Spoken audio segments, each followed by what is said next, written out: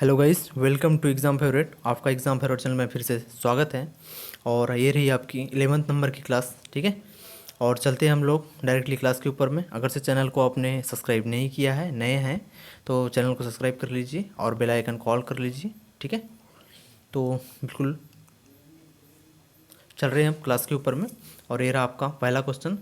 राज्य सरकार का संवैधानिक प्रमुख कौन है? और इसके लिए आपके सामने में 4 ऑप्शन दिए गए हैं, ठीक है। मुख्यमंत्री, राज्यपाल और मुख्यमंत्री का सचिव और मुख्य सचिव। तो इस क्वेश्चन के लिए जो आपका राइट आंसर हो जाएगा वो हो जाएगा बिल्कुल आपका राज्यपाल। ठीक है, ऑप्शन नंबर बी इसके लिए राइट आंसर हो जाएगा, ठीक है। बात करेंगे अगले इसकी इंपॉर्टेंट पॉइंट की। तो संविधान के अनुच्छेद 154 के अनुसार राज्य की कार्यपालिका शक्ति राज्यपाल में निहित होती है, ठीक है। राज्यपाल राज्य का संवैधानिक प्रमुख होता है, ठीक है, ओके। और आपके सामने में आगे से जो उत्तर है वो अगले पेज में दिया होगा, ठीक है, या कॉर्नर पर आप लास्ट में देख लीजिएगा, ठीक है। बात करेंगे हम अगले क्वेश्चन की। और ये आपके सामने में किसी राज्य का प्रथम विधि अधिकारी कौन होता है? और इसके लिए 4 ऑप्शन आपके सामने में दिए गए हैं। महान्यायवादी, महाधिवक्ता और सॉलिसिटर और जनरल। ये सॉलिसिटर जनरल और लास्ट ऑप्शन है आपका बिजली विभाग का महासचिव, ठीक है। इसके लिए जो राइट आंसर हो जाएगा आपका वो हो जाएगा आपका बिल्कुल ऑप्शन नंबर बी, महाधिवक्ता इसके लिए राइट आंसर होगा, ठीक है। संविधान के अनुच्छेद 165 के प्रत्येक राज्य का राज्यपाल उच्च न्यायालय के न्यायाधीश नियुक्त योग्यता रखने के लिए किसी भी व्यक्ति को राज्य का महाधिवक्ता नियुक्त कर सकता है, ठीक है। सेकंड पॉइंट है आपका, राज्य सरकार का प्रथम विधि के अधिकारी होता है। कौन होता है? महाधिवक्ता, ठीक है। बात करें वेतन और भत्ते की, तो वेतन एवं भत्ते का निर्धारण राज्यपाल के द्वारा किया जाता है, ठीक। बात करेंगे हम अगले क्वेश्चन की। और ये रहा आपके सामने। भारत में किसी राज्य की राज्यपाल बनने वाली पहली महिला कौन थी? और इसके 4 ऑप्शन आपके सामने में दिए गए हैं। राजकुमारी अमृत कौर, पद्मजा नायडू, सरोजनी नायडू और लास्ट ऑप्शन है आपका सरला अग्रवाल। यहाँ पर भारत में किसी राज्य की बोला गया है, ठीक है, भारत में किसी राज्य की राज्यपाल, ठीक है। तो इस क्वेश्चन के लिए जो आपका राइट आंसर हो जाएगा आपका वो हो जाएगा बिल्कुल Sarojini Naidu, option number C, ठीक है। बात करेंगे हम इंपॉर्टेंट पॉइंट की। तो सरोजनी नायडू भारत की प्रथम महिला थी, ठीक है, मतलब महिला राज्यपाल थी। इन्हें राज्यपाल पद पर नियुक्त किया गया था, ठीक है। 15 अगस्त 1947 से 2 मार्च 1950 तक मतलब ये राज्यपाल के पद पर रही है। कहाँ पर? उत्तर प्रदेश में, ठीक है। बात करेंगे हम अगले क्वेश्चन की। वह राज्य विधान परिषद नहीं है, मतलब वह नहीं है, कौन है, ठीक है। कौन राज्य विधान परिषद नहीं है? आपको 4 स्टेट के यहाँ पर नाम दिए गए हैं, उत्तर प्रदेश, महाराष्ट्र, कर्नाटक और राजस्थान। तो बिल्कुल इसका राइट आंसर हो जाएगा राजस्थान। बाकी के जो 3 हैं, उत्तर प्रदेश, महाराष्ट्र और कर्नाटक, तो यह यहाँ पर राज्य विधान परिषद है, ठीक है, राजस्थान में नहीं है, ठीक है। बात करेंगे अनुच्छेद 168 के अनुसार भारत के राज्य जम्मू कश्मीर, बिहार, महाराष्ट्र, कर्नाटक, उत्तर प्रदेश, आंध्र प्रदेश और तेलंगाना राज्यों में विधान परिषद है। जम्मू कश्मीर अब राज्य नहीं रहा, ठीक है, अब ये यूनियन टेरिटरी हो चुका है, ठीक है। बात करेंगे सेकंड पॉइंट की। तो राजस्थान राज्य में विधान परिषद नहीं है, ठीक है, ओके। चलेंगे अगले क्वेश्चन पर। और ये रहा आपके सामने में, संघ राज्यों के मध्य वित्तीय संबंधों की विवेचना की गई है। और इसके लिए आपके सामने में 4 ऑप्शन दिए गए हैं। अनुच्छेद 168 से 171 तक, 268 से 293 तक, 278 से 291 तक और 289 से लेके 295 तक। तो बिल्कुल इस क्वेश्चन के जो राइट आंसर आपका हो जाएगा वो हो जाएगा आपका अनुच्छेद 268 से लेकर के 293 तक, ठीक है। बात करेंगे हम इम्पोर्टेंट पॉइंट की। तो ये संहिता नहीं है, ठीक है, ये संहिता नहीं है, ये संघ है, ठीक है। संघ राज्यों के मध्य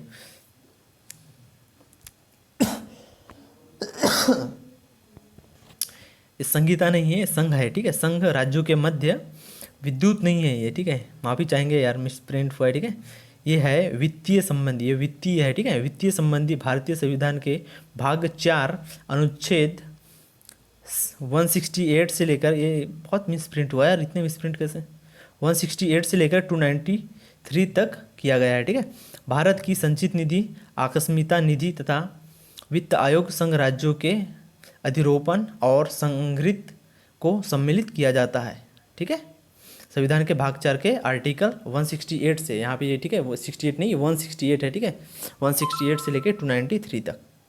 बात करेंगे अगले क्वेश्चन की, और ये रहा आपके सामने में, क्षेत्रीय परिषदों का सृजन हुआ है, और इसके लिए ऑप्शन आपके सामने में दिए गए हैं, संविधान द्वारा, संसदीय कानून द्वारा, सरकारी संकल्प द्वारा, और लास्ट ऑप्शन है आपका ऑप्शन नंबर डी, राष्ट्रीय विकास परिषद द्वारा। ठीक है, तो जो हमारा क्वेश्चन नंबर 6 है, इसके लिए जो राइट आंसर हो जाएगा आपका, वो हो जाएगा संसदीय कानून के द्वारा। ठीक है, और इम्पोर्टेंट पॉइंट की बात करें तो संसद द्वारा वर्ष 1956 में 5 क्षेत्र परिषदों की स्थापना की गई थी। कब? 1956 में, 1956 में। इसके अतिरिक्त उत्तर पूर्व के लिए 6ठी क्षेत्रीय परिषद की स्थापना की गई थी। कब? 1971 में। ठीक है, और लास्ट पॉइंट आपका, क्षेत्रीय परिषद का अध्यक्ष केंद्रीय गृह मंत्री होता है। पॉइंट इंपॉर्टेंट है। ठीक है, बात करेंगे अगले क्वेश्चन की, सर्वोच्च न्यायालय के न्यायाधीशों के वेतन और भत्ते किस पर भारित किए जाते हैं, और इसके लिए आपके सामने में 4 ऑप्शन दिए गए हैं। ठीक है, भारतीय रिजर्व बैंक पर, वित्तीय आयोग पर, और मतलब सेकंड लास्ट आपका ऑप्शन है भारत की संचित निधि पर, और लास्ट ऑप्शन आपका दिया गया है इनमें से कोई नहीं। ठीक है, तो इस क्वेश्चन के लिए जो राइट आंसर आपका हो जाएगा वो हो जाएगा आपका भारत की संचित निधि पर। ठीक, ऑप्शन नंबर सी होगा। ठीक है, सर्वोच्च न्यायालय के इंपॉर्टेंट पॉइंट, सर्वोच्च न्यायालय के न्यायाधीशों के वेतन और पेंशन भारत की संचित निधि पर भारित होते हैं। ठीक है, मतलब कि इन्हें भारत की संचित निधि के द्वारा वेतन और पेंशन प्राप्त होते हैं। ठीक है, सेकंड पॉइंट है आपका, उच्च न्यायालय के न्यायाधीशों की वेतन राज्य की संचित निधि पर, भारत की संचित निधि पर भारित होती है।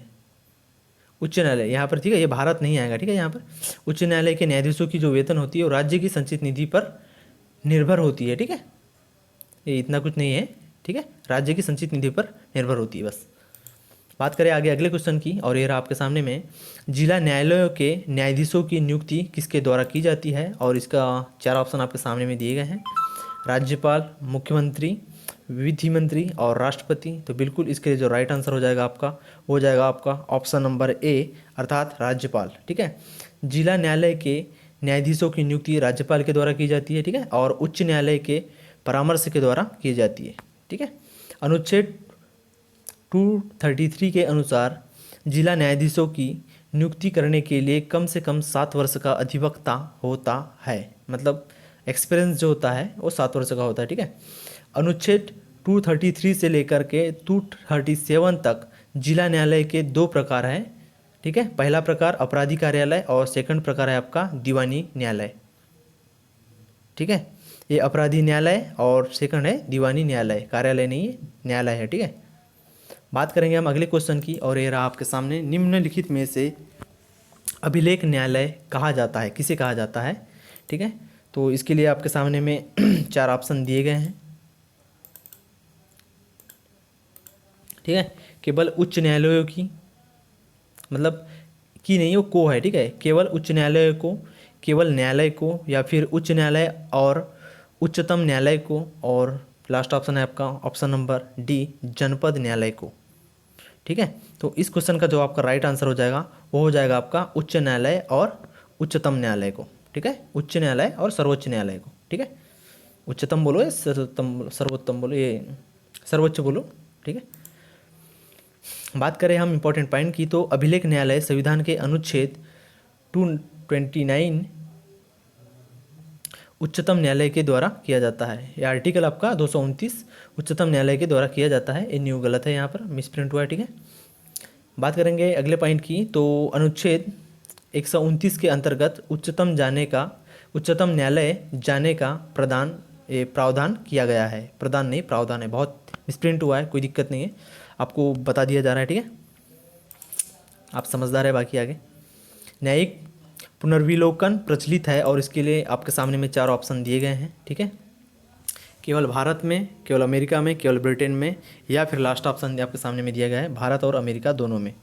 ठीक है, तो इसका जो राइट आंसर हो जाएगा, भारत और अमेरिका दोनों में न्यायिक पुनर्विलोकन प्रचलित है। ठीक है, पुनर्विलोकन का प्रावधान भारत के संविधान में अमेरिका के संविधान से लिया गया है। ठीक है, और आर्टिकल 13 में निहित न्यायिक पुनर्विलोकन का अर्थ है। ठीक है, कहाँ पर बताया गया है? आर्टिकल 13 में। ठीक है। जो न्यायिक पुनर्विलोकन है इसका जो मतलब है, अर्थ है इसका, वो आर्टिकल 13 में दिया गया है। ठीक है। बात करेंगे अगले क्वेश्चन की। भारत में न्यायिक सक्रियता का संबंध है और इसके लिए 4 ऑप्शन आपके सामने में दिए गए हैं। प्रतिबंध न्यायपालिका से, जनहित याचिका से, न्यायिक पुनर्विलोकन से, और लास्ट ऑप्शन आपका दिया है न्यायिक स्वतंत्रता से। ठीक है। तो इस क्वेश्चन का जो राइट आंसर हो जाएगा जनहित याचिका से, ऑप्शन नंबर 20 के लिए बिल्कुल राइट आंसर होगा। बात करेंगे हम न्यायपालिका न्यायपालिका अपनी न्यायिक भूमिका तथा भूमिक, मैं जो बोल रहा हूँ उस पर ध्यान दीजिएगा। ठीक है। ये भूमिक लिखा हुआ है। भूमिका तथा कार्यपालिका या विधि का हस्तक्षेप करने लगा। ठीक है। न्यायिक नहीं है, ये न्यायिक है। ठीक है। न्यायिक सक्रियता भारत का स्रोत संविधान नहीं है बल्कि जनहित याचिका से होता है ये। ठीक है। बात करेंगे हम अगले क्वेश्चन की। भारत के संविधान में नगरपालिका उससे संबंधित है। इतना मिसप्रिंट हुआ है यार, माफ़ी चाहूँगा। ठीक है, कोई बात नहीं। यहाँ पर दिया गया है कि भारत के संविधान में नगरपालिका से संबंधित, नगरपालिका और पंचायत, ठीक है, पंचायत और नगरपालिका से संबंधित 73 और 74, मैं जो बोल रहा हूँ उस पर ध्यान दीजिएगा। ठीक है। यहाँ पर बहुत गड़बड़ है। ठीक है, कोई बात नहीं यार, सिवा इसके बाद ऐसी नहीं होगा। ठीक है। 73 और 74 संवैधानिक संशोधन के समय भारत के प्रधानमंत्री कौन थे? अब मैं इसको दोबारा से बोल रहा हूँ। ठीक है। भारत के संविधान में पंचायत और नगरपालिका से संबंधित 73 और 74 संवैधानिक संशोधन या संविधान संशोधन के समय भारत के प्रधानमंत्री कौन थे? और इसके लिए 4 ऑप्शन आपके सामने में दिए गए हैं। इंदिरा गांधी, राजीव गांधी, पीवी नरसिम्हा राव और पीवी सिंह। ठीक है, ये वीपी सिंह। ठीक है। तो इस क्वेश्चन के लिए जो आपका राइट आंसर आपका हो जाएगा वो हो जाएगा आपका पीवी नरसिम्हा राव। ठीक है। बात करेंगे हम आगे इसके इंपॉर्टेंट पॉइंट की। तो 70वां संविधान संशोधन तथा छात्रों से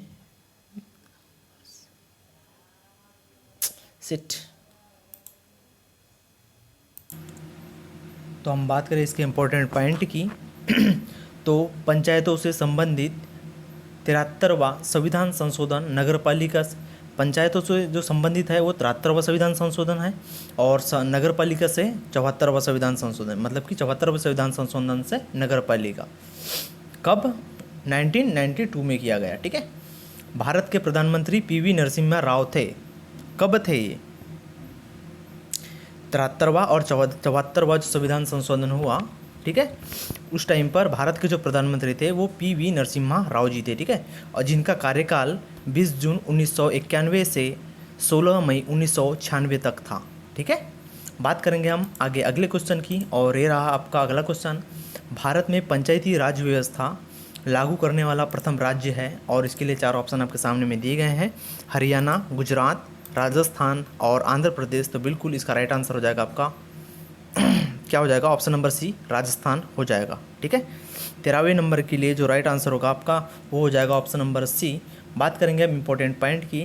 तो 2 अक्टूबर 1959 मतलब 1959 को पंडित जवाहरलाल नेहरू ने, मतलब जवाहरलाल नेहरू जी के द्वारा नागौर जिले में, ये राजस्थान में पड़ता है। ठीक है।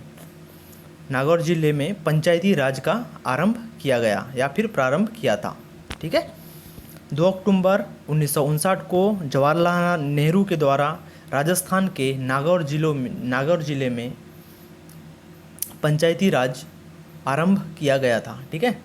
बात करेंगे अगले पॉइंट की। तो आंध्र प्रदेश में वर्ष 1959 में पंचायती राज व्यवस्था को लागू करने वाला दूसरा राज्य बना। कौन सा राज्य बना?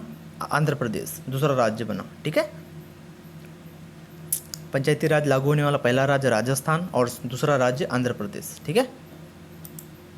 बात करेंगे अगले क्वेश्चन की। लोकतांत्रिक विकेंद्रीकरण का आशय है, और इसके लिए 4 ऑप्शन आपके सामने में दिए गए हैं। संघीय सरकार, संसदीय सरकार, लोकतांत्रिक सरकार, और ऑप्शन नंबर डी है स्थानीय सरकार। ठीक है। तो इस क्वेश्चन के लिए जो आपका 14वें नंबर का जो क्वेश्चन है, इसके लिए जो राइट आंसर हो जाएगा आपका वो हो जाएगा आपका स्थानीय सरकार। ऑप्शन नंबर डी इसके लिए करेक्ट आंसर हो जाएगा। ठीक है। बात करेंगे हम आगे अगले क्वेश्चन की। चुनाव आयोग किस अनुच्छेद के अंतर्गत स्थापित किया गया है? और इसके लिए आपके सामने में चार ऑप्शन दिए गए हैं। अनुच्छेद 355, ठीक है, ऑप्शन नंबर बी में है 256, उसके बाद में 324 और आर्टिकल है फिर 320। तो क्वेश्चन नंबर जो हमारा 15 है, इसके लिए जो राइट आंसर हो जाएगा आपका, हो जाएगा अनुच्छेद 324 324, ठीक है, आर्टिकल 324 हो जाएगा राइट आंसर, ठीक है। अनुच्छेद 324 के अंतर्गत 25 जनवरी 1950 को भारत निर्वाचन आयोग की स्थापना की गई थी, ठीक है। अगले पॉइंट की बात करें तो निर्वाचन आयोग संसद और प्रत्येक राज्य के विधानमंडल के लिए होने वाले सभी निर्वाचन तथा राष्ट्रपति और मतलब एवं उपराष्ट्रपति के निर्वाचनों के लिए निर्वाचन नामावली तैयार करता है, ठीक है। बात करेंगे हम अगले क्वेश्चन की। विवाह और विवाह विच्छेद और गोद लेना, विवाह व विवाह विच्छेद और गोद लेना निम्नलिखित में से किस सूची के अंतर्गत सम्मिलित है? तो इसके लिए आपके सामने में चार ऑप्शन दिए गए हैं। सूची 1 संघ सूची में, सूची 2 राज्य सूची में, सूची 3 समवर्ती सूची में और ऑप्शन नंबर डी है इनमें से कोई नहीं। तो बिल्कुल क्वेश्चन नंबर 16 के लिए आपका राइट आंसर हो जाएगा सूची 3 समवर्ती सूची में, ठीक है। तो जो विवाह विवाह विच्छेद और जो गोद लेना है वो कहाँ पर है? सूची 3 में समवर्ती सूची में दिया गया है, ठीक है, इसका उल्लेख किया गया है, ठीक है। बात करेंगे इंपॉर्टेंट पॉइंट की। तो विवाह व विवाह विच्छेद और गोद लेना समवर्ती सूची में सम्मिलित किया गया है, ठीक है। अगला पॉइंट है भारतीय संविधान की 7वीं अनुसूची के अंतर्गत समवर्ती सूची का उल्लेख किया गया है। बिल्कुल समवर्ती सूची पर विधि बनाने का अधिकार संसद और राज्य विधानमंडल दोनों को होता है, ठीक है, दोनों बना सकते हैं, ठीक है, इसके ऊपर समवर्ती सूची के ऊपर, ठीक है। भारतीय संविधान में समवर्ती सूची का उपबंध कहाँ से लिया गया है? ऑस्ट्रेलिया के संविधान से लिया गया है, ठीक है। और ये रहा आपका अगला क्वेश्चन, भारतीय संविधान में सम्मिलित है और इसके लिए आपके सामने में चार ऑप्शन दिए गए हैं। आपके आर्टिकल है 395 अनुच्छेद 22 भाग और 22 अनुसूची, 371 अनुच्छेद 21 भाग 11 अनुसूची, 372 अनुच्छेद 20 भाग और 7 अनुसूची और 384 अनुच्छेद 23 भाग और 800 अनुसूची हमारे भारतीय संविधान में क्या है, ठीक है। तो इस क्वेश्चन का जो आपका राइट आंसर हो जाएगा बिल्कुल आपका ऑप्शन नंबर ए अर्थात 395 अनुच्छेद है और 22 भाग और 12 अनुसूचियाँ, ठीक है। तो क्वेश्चन नंबर 17 के लिए जो राइट आंसर होगा वो होगा आपका ऑप्शन नंबर ए। बात करेंगे इसके इंपॉर्टेंट पॉइंट की। तो भारत में मूल संविधान में 395 अनुच्छेद 8 अनुसूची और 22 भाग थे, ठीक है नहीं थे, ठीक है। वर्तमान में देखा जाए तो वर्तमान में 22 भाग 300 अनुच्छेद ये 395 अनुच्छेद और 12 अनुसूचियाँ है, ठीक है। और ये रहा आपका अगला क्वेश्चन, अंतर्राष्ट्रीय अहिंसा दिवस कब मनाया जाता है? और इसके लिए आपके सामने में चार ऑप्शन दिए गए हैं। 10 दिसंबर, 30 जनवरी, 2 अक्टूबर को और 23 मार्च को, ठीक है। तो इसका जो राइट आंसर होगा वो होगा 2 अक्टूबर को, ठीक है, ऑप्शन नंबर सी करेक्ट होगा इसके लिए, ठीक है। बात करेंगे आगे। 15 जून 2007 को संयुक्त राष्ट्र महासभा ने महात्मा गांधी के जन्म दिवस 2 अक्टूबर को अंतर्राष्ट्रीय अहिंसा दिवस के रूप में घोषित किया था, ठीक है। और 2 अक्टूबर को अंतर्राष्ट्रीय अहिंसा दिवस मनाया जाता है, ठीक है, इंपॉर्टेंट है। ये रहा हमारे क्लास का सेकंड लास्ट क्वेश्चन है, ठीक है। मोसाद क्या है? अगर से आपने चैनल को सब्सक्राइब नहीं किया है, चैनल पर नए हैं तो चैनल को सब्सक्राइब कर लीजिए और बेल आइकन को ऑल कर लीजिए ताकि आपको इसके बाद वाली वीडियो आसानी से मिल सके, ठीक है। और इसके लिए ऑप्शन 4 दिए गए हैं मोसाद के लिए कि मोसाद क्या है। मौलवियों की समिति है या फिर इजराइल की खुफिया एजेंसी है और ईरान की संसद है या फिर लास्ट ऑप्शन है इनमें से कोई नहीं। तो बिल्कुल मोसाद क्या है? इजराइल की एक खुफिया एजेंसी है। ऑप्शन नंबर बी इसके लिए करेक्ट आंसर हो जाएगा। बात करेंगे इसके इंपॉर्टेंट पॉइंट की। तो इजराइल की सरकारी खुफिया एजेंसी मोसाद है, ठीक है। इसकी स्थापना क्यों है, मतलब कि जो मोसाद है उसकी स्थापना क्यों की गई? तो गोपनीय सूचना प्राप्त करने और गुप्त ऑपरेशन और आतंकवाद से लड़ने के लिए मोसाद की स्थापना की गई थी, ठीक है। बात करेंगे हम हमारे क्लास के लास्ट क्वेश्चन की। भारतीय संविधान की मान्यता प्राप्त भाषाओं की संख्या है कितनी है? और 12, 13, 14 और 22।